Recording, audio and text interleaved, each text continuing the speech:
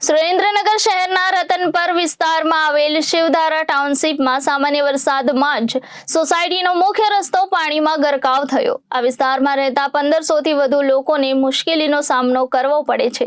છેલ્લા 5 વર્ષથી દર વર્ષે પાણી ભરાવાની આ સમસ્યા જેમની તેમ જોવા મળી રહી છે। સુરેન્દ્રનગર શહેરના રતનપર વિસ્તારમાં આવેલ શિવધારા ટાઉનશીપમાં સામાન્ય વરસાદમાં જ સોસાયટીનો મુખ્ય રસ્તો પાણીમાં ગરકાવ થઈ ગયો હતો। આ વિસ્તારમાં રહેતા 1500 થી વધુ લોકોને મુશ્કેલીનો સામનો કરવો પડે છે। છેલ્લા 5 વર્ષથી દર વર્ષે પાણી ભરાવાની આ સમસ્યા જેમની તેમ જોવા મળી રહી છે।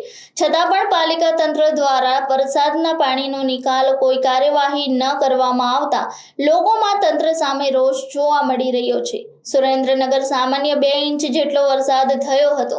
આ વરસાદે પાલિકા તંત્રની પ્રી મોન્સૂન કામગીરીની પોલ ખોલી નાખી છે। શિવધારા અને દેવ ટાઉનશીપમાં અંદાજે 400 થી વધુ મકાનોમાં 1500 થી વધુ લોકો વસવાટ કરે છે। સામાન્ય વરસાદમાં જ પાણી ભરાતા લોકો કામ ધંધે પણ જઈ શકતા નથી। Bureau report Janadesh news Surendranagar.